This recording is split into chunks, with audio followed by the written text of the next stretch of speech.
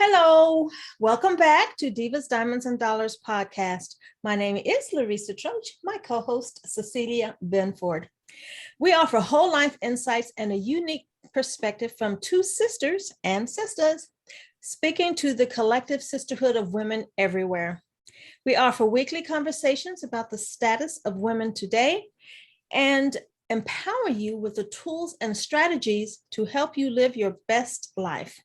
Now, based on our business and career management backgrounds, we offer sound guidance and share the key success principles of leadership, personal development, and business savvy. Remember, we are speaking to all that you are, and we are here to support you on your personal growth journey.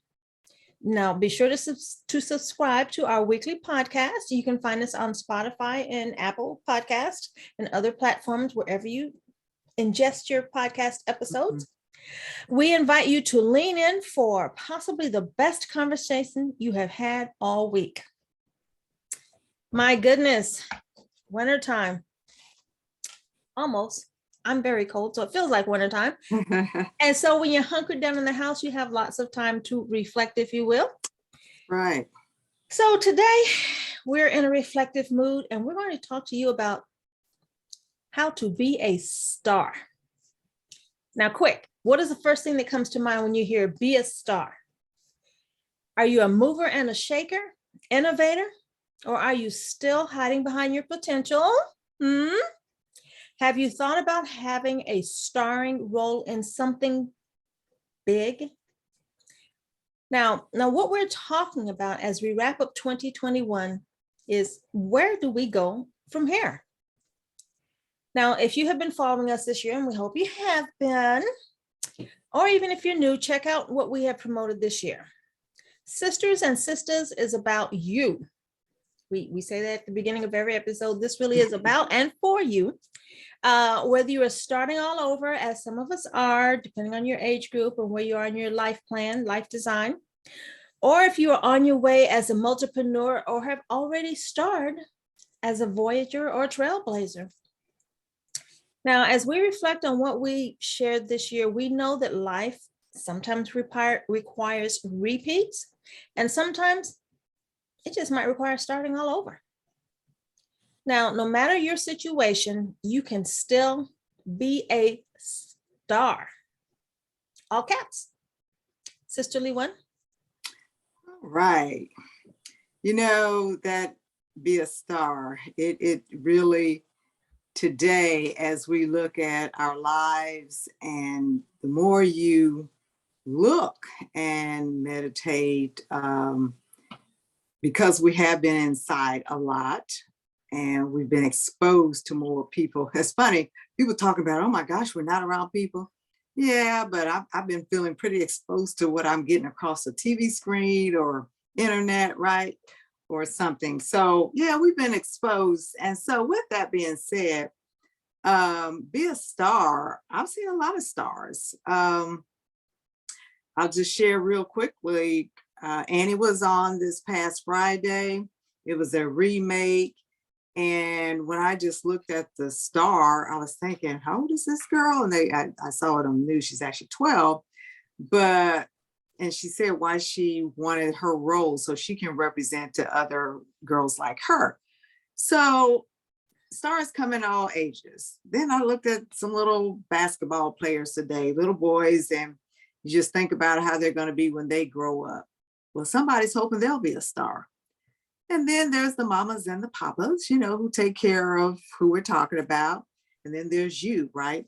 So when I was thinking about this, so much of my career required that I motivate others. I was in what we call a high-powered or high-performance environment. So it was my job to create a high-power, productive cadence. And ultimately, so that the team was contributing to the overall mission. So I did borrow this title from a former role as a leader. My team came up with a value statement to go with our mission and vision statement. And I really wanted to be on this team because what our values are really set the tone for what we seek, I think. Or at least today, I think some of us need to start having some values, because I'm kind of wondering myself.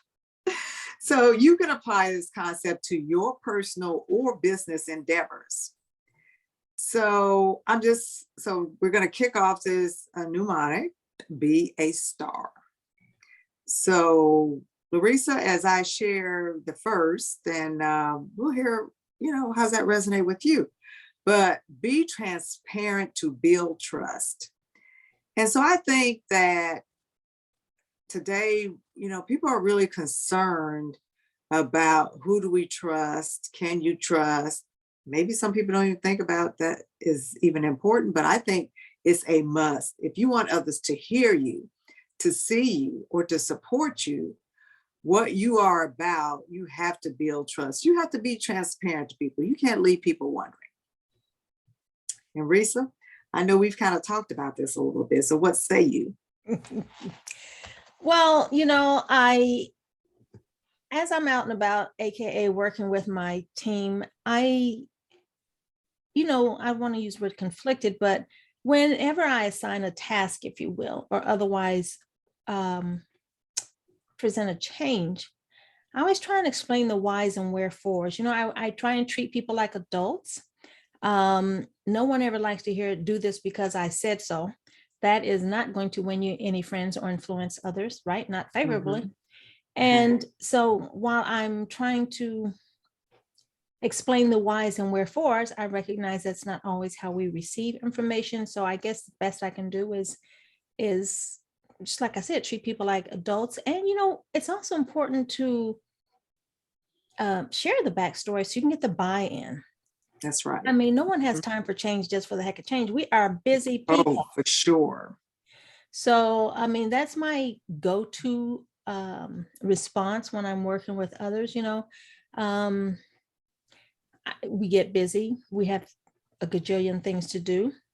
But even when I'm learning something new, I'm looking at the applicability. What is the application for this new thing? So I always want people to understand the backstory and hopefully how this improves processes or improves lives. That's what we're all about. So that's my starting place. And I think that's I'm going to suggest that it's a great tool for others to take on when they're working with, especially when they're working with others. And I said adults, it doesn't have to be adults. I mean, you want to, when I'm speaking or otherwise training people, that is what I'm doing. I'm working on their development, their professional development. Mm-hmm. And so I'm hoping obviously that they will do well in this new role, but I'm also hoping that they will take this guidance in their approach with others that they happen to work with. So that's my 2 cents. Yeah. And I'm glad you said that. I remember some leadership class training thing I went to some years ago. And that was one of the things that they said. So if you've taken the E360, where they, you send it out to other people and people rate you, how they see you and your, coworkers and subordinates and those who are above you. But what the leaders who are providing the training really said is you really should be the same person, both in your personal life as well as your professional. And so you really can use these things at home and with others. So I believe that building trust is so important. That's how we bond with other people. And I know that a lot of things I've been able to accomplish is because people trusted me. Mm-hmm. So the next thing is, so people trust me. I'm trying to build trust. The next one is empowerment at all levels. And, let's take maybe the worst case scenario where somebody wants to be in charge or they want to be a leader. And it's kind of like, well, perhaps, but I really do. I've always shared that people should look for opportunities to express creativity or to contribute to, what's going on, to get people to talk up and to come up with ideas so that people do see them. But we have to understand what that really means too. It's for them, but it's also for you. And a lot of times leaders have been micromanagers. They did not empower their people, and people hate that. It doesn't allow them to grow. And so at all levels means everybody all around. And when you do that, I think it's not only what you want to hear from other people, but, make sure you're doing that. So you can kind of check yourself on your actions and what recommendations are you doing. So empowerment is certainly part of that, being a star. Even I'm sure, directors in a movie have to kind of give some license to allow the actors and actresses to come in with some, hey, if we change this scene this way, this might be better, at least for my scene. So when you said that, I mean, it occurred to me how empowering, if you will, might it be if we allow our team, our staff to provide show notes. I think that's what it's called when the actor speaks up. I don't know. I've never been. Okay. All right. But, if they can provide the show notes, because to my point about trying to explain the whys and wherefores, I'm trying to set the groundwork for them to be able to, well, first of all, learn from whatever the situation is so that they have a tool to use the next time this thing comes up. And so to the empowerment, it's the information, the tools, and the resources that you need to do what it is that you're here to do, but also to provide the backstory, the information, so that you are able to problem solve. And as you say, to become creative in offering new solutions. The thing that curls my hair the most, that's probably not true, but one of the things that curls my hair is when people say, oh yeah, we can't do it because this is how we've always done it. Oh my gosh, please don't say that anymore. Do not say those words out loud to me, because, even as I personally have my daily challenges, if you will, they become sadly daily, is these, we got the challenges with technology, is that, what served you well in the past is not always going to serve you well tomorrow. We have to grow into our tomorrows because things are changing so quickly. And, I'm what's that called? I'm smarter than the average bear, but I'm still a work in progress. And so I want to empower others. You have to let them feel comfortable enough to, what's it called? Fail forward, right?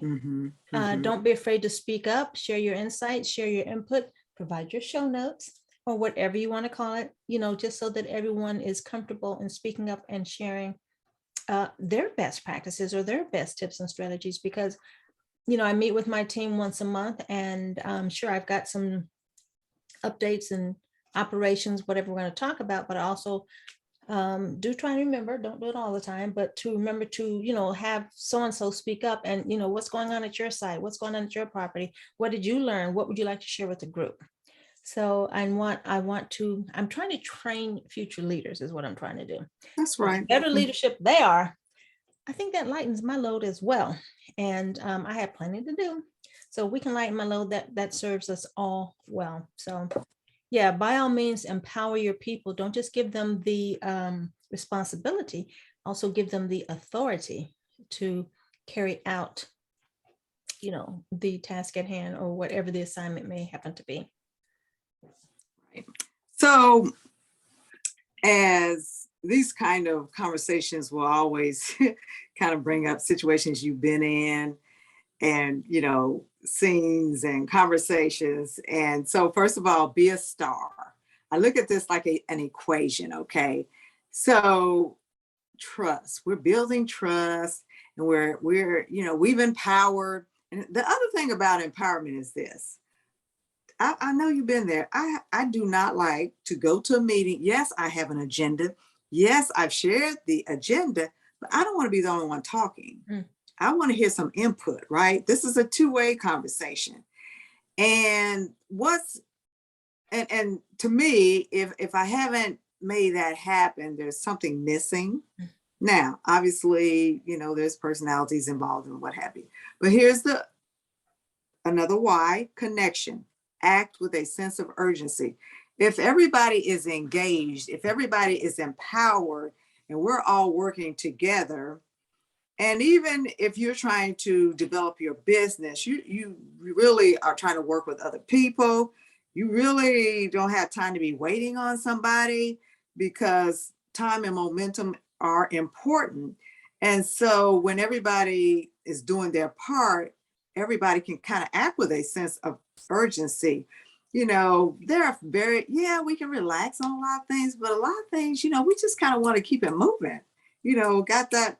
We're not cracking no whip, but we are kind of snapping the fingers in a way, speaking, right?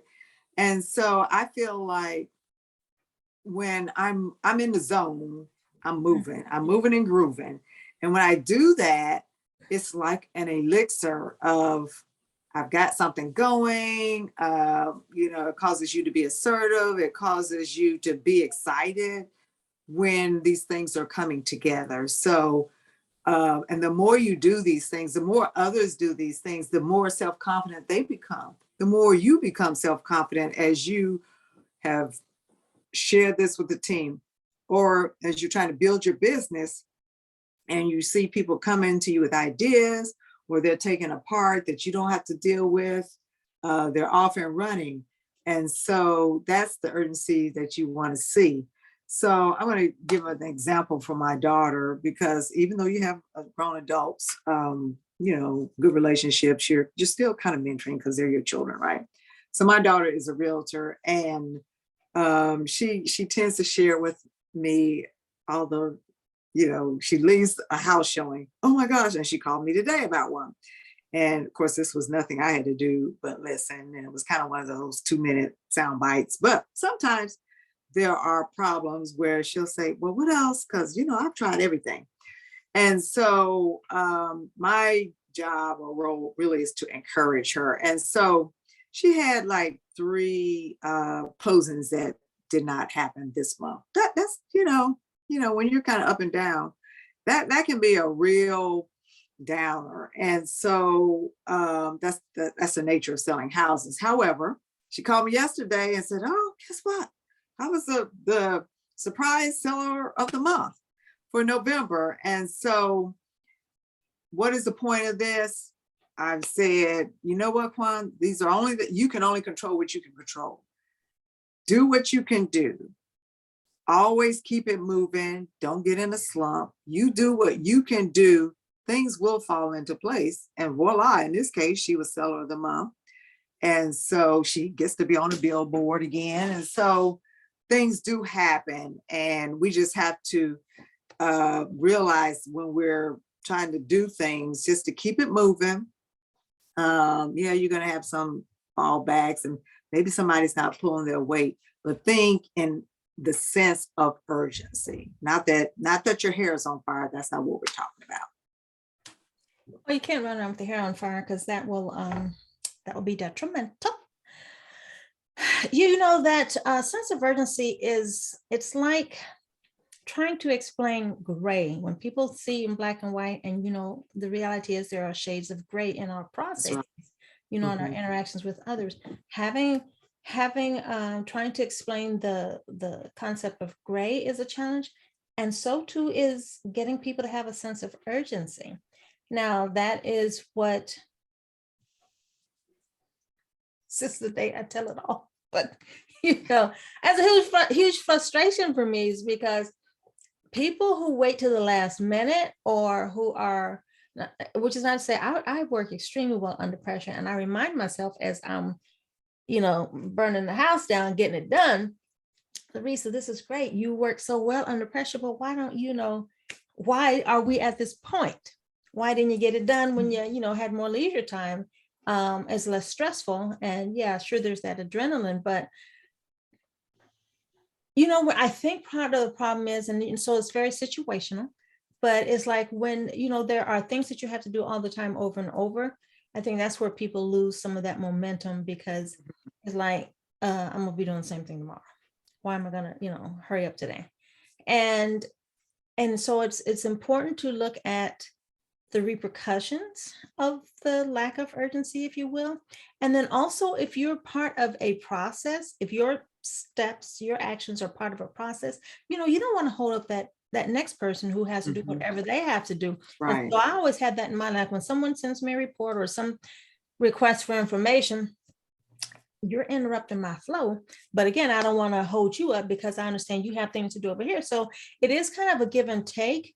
But in as much as you can plan your time and block out your time, and of course, stick to what you block out, that's the key. There's that. I've learned a new term called deep work. I was calling it my focus time, deep work, however you want to call it. But you know, when you block that out and you just put your blinders on and get it done, it is so energizing. Liberating. Yes, liberating, energizing. Yeah.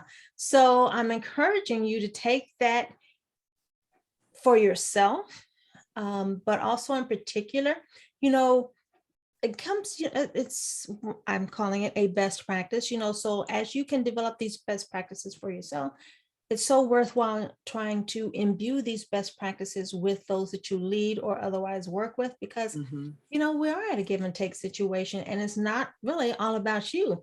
Unless you work in a cave somewhere under a rock, there are other people that you're impacting. So you really have to develop that sense of urgency. And if you have a problem with the sense of urgency, or when your time feels out of control, like there are other inputs impacting your time, then, you know, go back to tried and true, which is to block out the time, blinders on, phone away from you, you know, all those distractions. And that sense of accomplishment for all those things that you were able to knock out during your blocked out focus time or deep work time. And then whatever happens to the day happens to the day, but you've gotten it done over here. So really try and, I'm going to suggest, incorporate that into your acting with your sense of urgency. You might have to put that on the calendar and make it so. That's really what we're talking about. Okay. All right. So now the star part of be a star.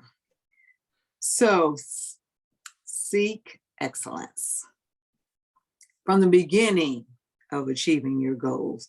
You don't start looking at excellence as you go along. It's from the beginning. And you need to understand that this is not about perfection, because we know nobody can be perfect, but also when someone looks at it as perfection, then when things happen, they tend to become maybe sometimes a little rattled because, oh, this isn't perfect. And you start spending too much time on the perfection instead of what is the overall excellence that you seek. Okay. So when I don't know where I got this from, but at least for the last 3 jobs I had, as I onboarded not only my team, those direct supports that I managed, but also just new employees to the organization that, you know, were up under, you know, part of the overall group that I was responsible. One of the things, this is one I always said to them, because I realized first that it was about my standard.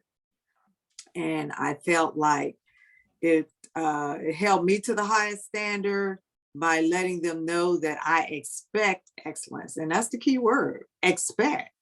You don't, you know, it doesn't happen. So if I let them know from day one, I expect excellence, but I let them know I don't expect you to be perfect. You're learning. We all learn. And part of the equation is that I would say none of us knows everything. I don't know everything. And I remember a young man telling me one time about, I don't know, he had been in the government like 5 years. And I don't know, he made some comment and I just kind of looked at him. I didn't laugh, but I was thinking laughter. Son, you have no idea. Like you got so long to think about. It's not the long, but it's the experiences. And that's usually what I would focus on. You will learn some things, but it's all about the experience. So I don't want to beat that one to death because that's going to play into some other areas that we've talked about. But excellence, well, like you said, like processes. For me, excellence, if you're working towards that in all areas, it will show up. in the people aspect and the process aspect, and even the products that you produce? Well, at the end of the day, we could certainly go back to that old adage, if it's worth doing, it's worth doing well. And as a leader, it's hugely important that you, I'm suggesting you raise expectations. You know, I'm not sure if I shared this, but I had one of my previous managers more than once. She's having a rough time. She's like, "Can I come back and work for you?" You know, because her manager is, look, I love the kids, I do, but sometimes when they're young, they haven't had the seasoning. And when you have a young person trying to raise him or herself, that does not always translate well into successfully managing others, especially people who have more experience than you. So what is, you said it already, that, you know, when you are hiring or onboarding a new staff member, you set expectations. And then even so, once expectations are set, I think also have to manage expectations. Mhm. Now, and that, in my particular role, especially in property management, I believe in over communicating, because you don't know what people know and what they don't know. And so it's, you want to anticipate questions, right? And Mhm. so you want to over explain. That's what I just suggest, because sometimes I get these emails and I feel like they started in the middle of the conversation. I'm like, where's the backstory? What are you talking about? So, you know, interactions with others, you have, if you communicate everything, if you communicate well up front, that helps with the ongoing dialogue and ongoing interactions and processes. So it's easy to get frustrated, and you can get to the point where you just want to throw up your hands. But I, we're not here to be an also ran, right? So what you want to do is, I'm suggesting you raise your expectations and you let the others know what your expectations are, and you know that you perform at a higher level, and that is what you expect from your team, if you will, going forward. And as you say, what is that? In our quick consumption society or instant gratification society, sometimes we may be tempted to just put any old thing out there, but you know, that's your brand, that's your reputation. So you can't just throw any old thing out there and call it a day. So whatever you do, take the time to do it right and to do it well, which is not to suggest perfection, because you know it's all subjective, right? So there is no perfection. Let's go ahead and get that off the table, as we said. But perform with excellence, expect excellence, and manage the set and manage expectations. It definitely helps with the communications and the interactions with others. Okay, well, that, dovetails nicely with take ownership and accountability. So you said this earlier, Larisa, about getting it right the first time. So for me, again, excellence is about getting it right the first time. So obviously that's what I would like for myself, no matter what I'm doing, including decorating the Christmas tree that I've decided to change the lights on because I don't like the way it looks. And someone else says, you could just leave well enough alone. I'm like, yeah, I could, but I don't like the way it looks. Or I want to move something here. I don't like, so it is, you also said subjective. However, ownership and accountability means, as well as excellence, I treat myself that way. And so I'm not asking anybody to do anything that I won't do myself. That's the first thing. Secondly, I think we see enough finger pointing. We hear people talk about everything but themselves. And I'm just like, oh my gosh, do these people go home and realize what they've done? Again, I'm going to use the basketball game today. The people in the crowd were like, oh my goodness, what is this coach? It's just what we saw unfold today, something I had never seen unfold. I'm not going to worry about those details, but remember, if you're coaching adults or if you're coaching children, there's a responsibility as a leader. It's not about just winning. What is it that you're trying to communicate? How are they supposed to execute? do you, coach, see what we're all seeing? That's not, I'm pretty sure you don't see this because you would not do this. But it was very interesting. And so with that being said, ownership, coaches, we have to take ownership and we have to be accountable. And that was, before I even started talking about excellence, that was one of my first things I ever really focused on, because I didn't need somebody standing over me to tell me what I needed to do. I knew what I needed to do and I needed to do it right. And but my personality is the type, I really don't like repeats. I really don't like to redo stuff. I really, really don't. When I have to, I'm not too happy. So there's that too, So you want to be proud of your accomplishments. And but what I do know also, when you're that type person, people value you. And this kind of goes back to the whole building trust and people wanting to follow you because they notice what you do. They notice that you speak up and say, oh, my bad, I'm sorry. Well, yes, I missed that. Because there are a lot of people out there who don't. And there's nothing like listening and watching somebody who does not take ownership for what they didn't do or what they did do. And we see lack of accountability every day. We do, which means we probably need to change the channel. So yeah. And I'm still I do. I'm working on it. I'm very quick with the mute button. I'm like, okay, I've heard enough. Right. Yeah. But I have not cured myself of doom scrolling. But to your accountability point, one of my frustrations is, it's like you set it up and then I express the frustration. So one of my frustrations is like when I'm asking my manager about something that happened on one of the properties, and then the first word out of the mouth is someone else's name. And I'm like, look, you're the manager. It all comes back to you. You are responsible for this property and you are supposed to, you have to manage to the budget. You have to know what's going on. And, you're directing the staff who's on site. So if I'm asking you what happened over here, I don't want to hear someone else's name come out of your mouth first, because it might sound a little bit harsh, but at the end of the day, could this have been prevented? Could this have been foreseen?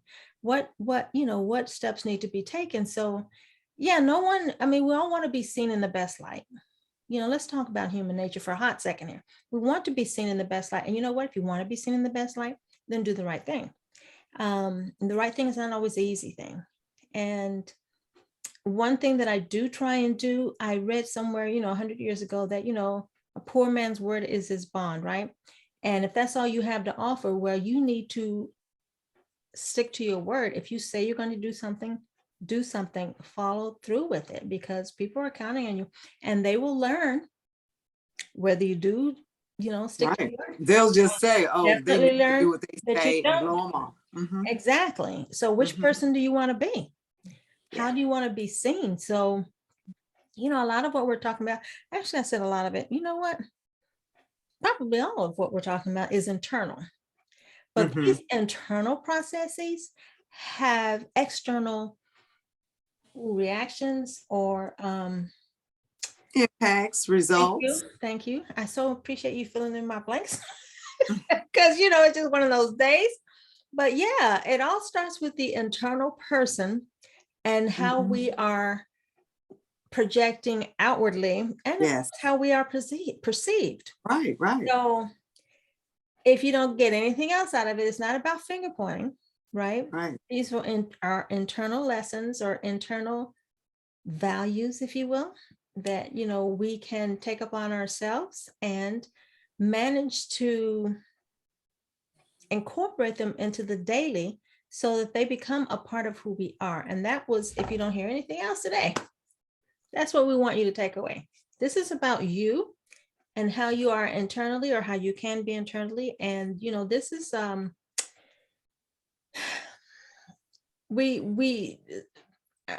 pretty sure that no one that we're talking to lives in a silo. I'm sure that you interact with others.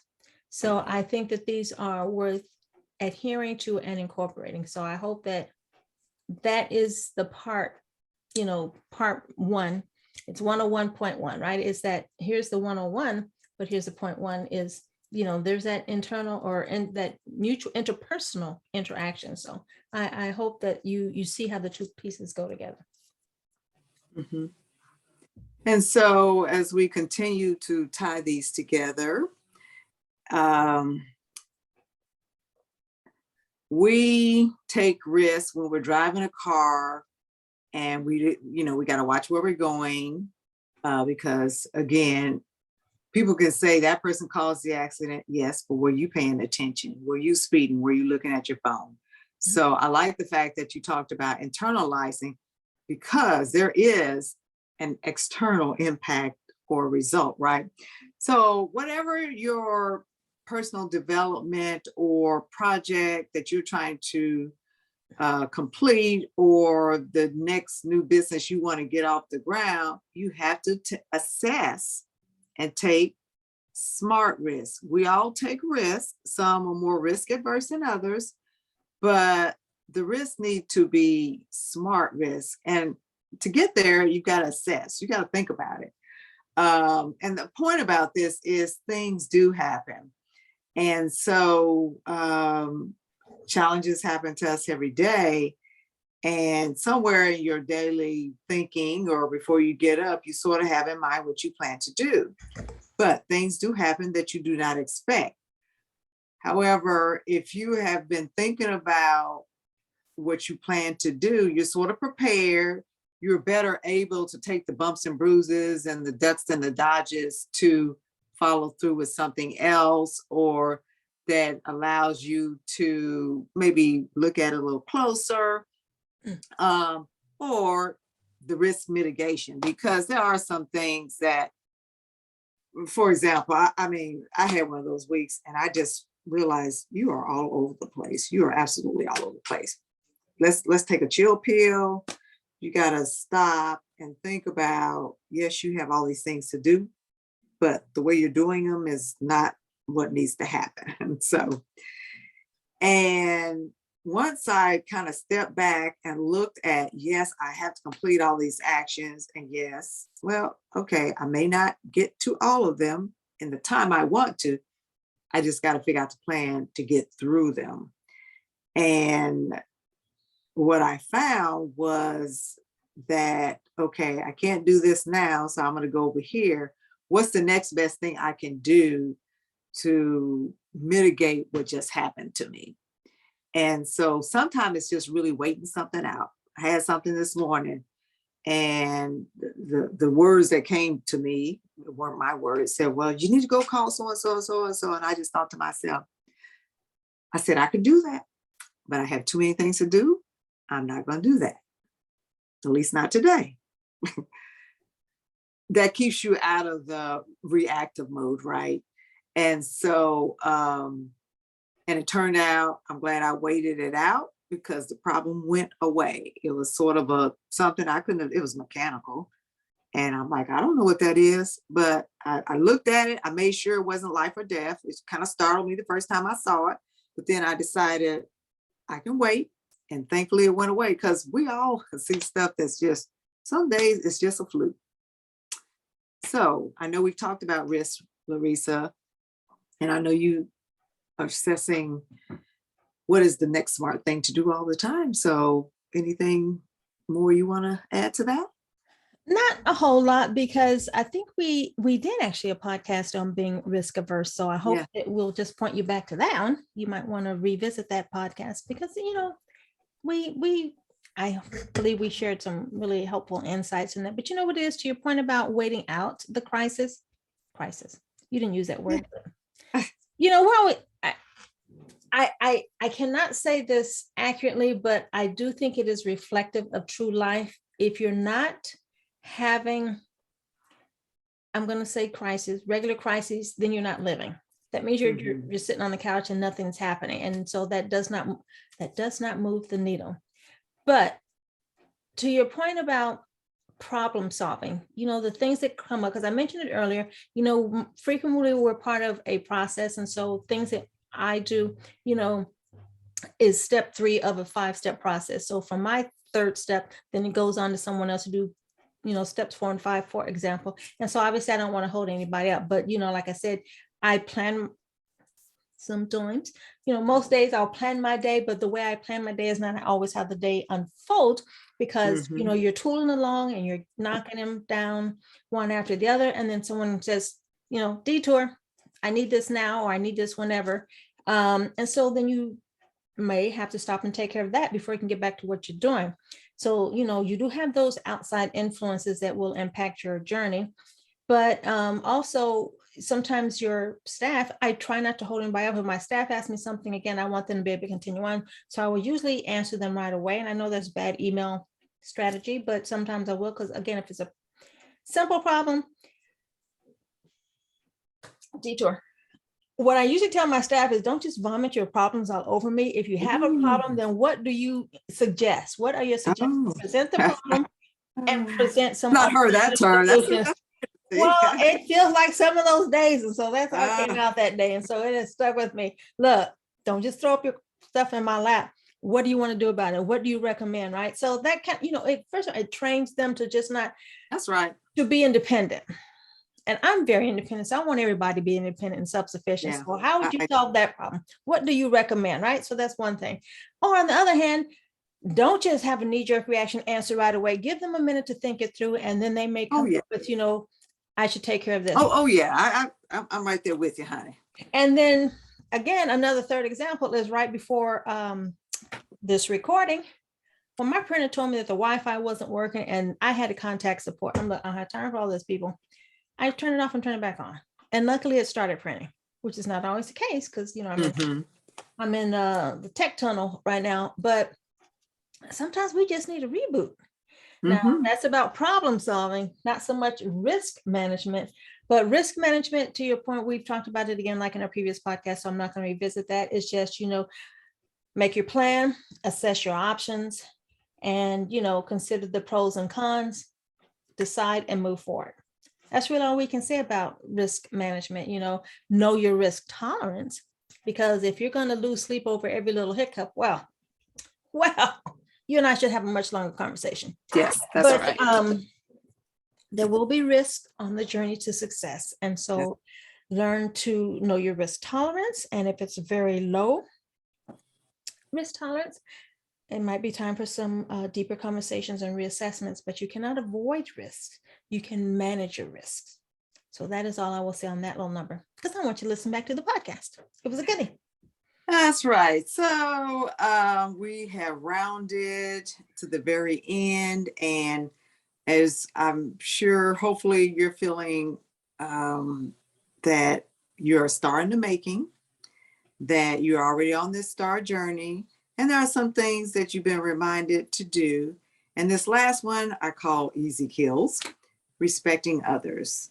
Again, I don't think you should have to say that to people, but you know what? I see disrespect. And so fortunately for me, maybe a couple little close calls, perhaps during a work situation or any type, but you know what?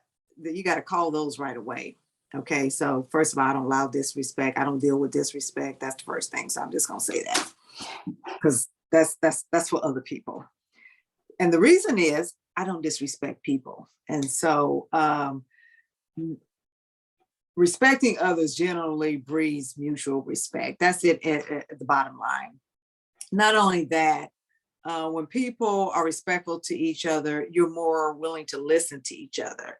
And then you're more willing to work together. You're inspired to, be with that person, to be part of their sphere, whatever they're doing. And so we do hope for lasting relationships. Sometimes it's for me, it's such a blessing for all the people that I've encountered throughout my career. And sometimes you don't remember everybody, or somebody will cross your mind, or somebody will say, hey, I was just thinking about you. So those are the things. You have to respect others. If you're going to be on this star journey, you have to respect others. So I know we've talked a lot about things, and I don't want to shut you off on this part, Larisa, but we want to get to some, takeaways and action items, because as bountiful, or maybe this may seem like a no-brainer, but you know what? You have to take actions. You got to have some takeaways, because that's what seeks. That's what you put inside you to keep growing and becoming. No, please carry on. Okay. There's, Okay. be respectful and in order to be respected, you have to be respectful. So there's nothing else to say about that. Okay. Okay. All right. So hopefully by now you've pictured in your mind, I'm closing my eyes, picture in your mind, be a star. So strategize what this means to you. Because I hate to say this, but I've seen so many people with potential, but they really need help thinking this. They need help internalizing this. And so we want you to internalize. We want you to help somebody else internalize this. And we want you to continue to want to be a star. And so as you start your path or continue moving forward, because some people are just starting because they haven't really developed this confidence, and some are just continuing to move forward, whether it's personally or leading others. You have to think it to become it, right? You got to strategize. What does this mean to you? Fill in the blanks on what you would do for each of these. How do you want to work with your team? What I've done is, when there are things that we need to work on as a team, I've kind of come up with some pieces, areas that we need to develop and grow. And then you go off with your team and have a strategy session. And with that, you want to help your leaders become leaders. You want them to shine. You don't want your leaders to stay with you. They need to grow and really and go be promoted. So yeah, I mean, I've become very attached to people, but at the end of the day, I knew my job was to help them be the best they could be so that they could go be promoted and go elsewhere. It was a tug, but that's my job, right? But it's also for yourself and, maybe, your children. So, what approaches will you take to be a creative life changer? You're not just here for a day. You're not just here for a week. So, remember these words in the future, but what is it going to take for you to be a star in your orbit? In your orbit? Yeah, orbit. Look that up. I checked. It was okay. In your universe, but okay. Oh, okay. So first of all, I'll just throw out the first one. Being a star requires you to be mindful. It does not just happen. You got to set your sights on your dream. People talk a good thing, but they're not mindful of it. They say it, but they're not mindful. Always envision how your actions support what you want to achieve. So, you've talked, I'm sure you've heard of affirmations and or visualizations, and I called myself someone who couldn't be, I'm not that person, but I can. When I am, I will sit myself down and I will visualize exactly, say, for example, how I want the day to unfold. Or in my case, I was extra visual when I was envisioning a particular event, one of my signature events that I plan to hold. And so however you do it, you cannot just say, that's why they tell you to make SMART goals, for example, right? They have to be specific, measurable. I think that it's an attainable, achievable, and time based. Yeah, right. I remember that. So you can't just say that. Well, I sure would like to make some money. Yeah, well, I want some money. How much is some money? And when do you need this money? And how much? So you have to really be specific. And that I would suggest is, what mindful means is you can't just say it. You have to enact it. You have to wear it.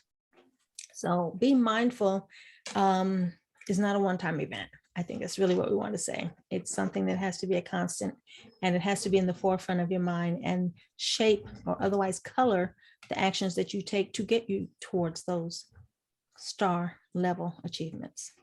Right. So I think you've also sort of hit on the actionable part. And to me, that's the intentional part. To be a star, you've got to be intentional. And this, the mind, the vision, the actions are very intentional, because that is what creates the desired momentum. It's just not going to happen without your being intentional. Things don't just happen without that. So as you've assessed, as we have done it, we do it in lots of areas of our lives. Some we do better than others, but assessing your short-term and long-term objectives is what you have to be about to be a star. I mean, everybody, whether it's a movie star or a workplace, leading a major corporation, they assess their objectives, what they want to accomplish. And when you do that and you get to check those off, you are inspired to do more. And sometimes we don't do things to get people to say, oh, look at her. But you know what? When somebody recognizes what you've done, or maybe you get an award, or people just say, yes, Cecilia did so and so, or thank you, Cecilia. Sometimes just to thank you, right? That's inspiring, and so that helps move you forward as well.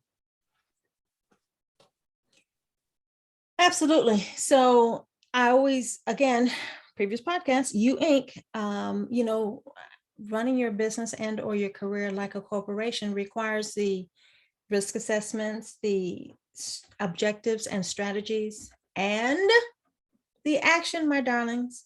Action is the cure for what ails you, as I like to say.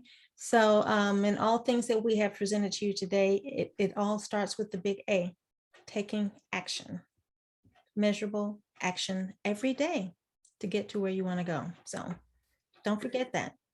And you're only living up to your expectations. You don't have to worry about, what other people think about you, what other people are going to say about you. This is for you, and it's because of you. And so I'm hoping that you take these things to heart, because these are internal actions that have outward impact. Yes. So just the last final thing I will say about all this is that you, when you're on this journey, that you acknowledge how relationships are strengthened based on your actions and the successful outcomes, because you're not a star without others. You're not a star without people contributing to you or you contributing to others. All of this helps you accomplish what you want to accomplish. And so the successful outcomes really let you know you have arrived and you have done that amazing event or action. And you just kind of stand on a mountain and say, wow, and but you don't stay there. That's the story for another day. Be a star. Go out there and do it. Get her done. And go ahead and take a pause for the cause and recognize your achievements, because that helps you, that fuels your future growth. And so, my pretties, what we're going to do is go ahead and let you go with those few thoughts so that you can mull them over and learn how to incorporate them into your life. So, as always, I say this late, but I hope you're taking copious notes. And if you weren't, just replay the podcast again so that you can make some notes and put action items next to the notes that you have taken. And before we close, we want to remind you what's coming up next week. Do you know it is already December? How did that happen? I did not even see the calendar page flip over, and I'm like, December. Where have I been?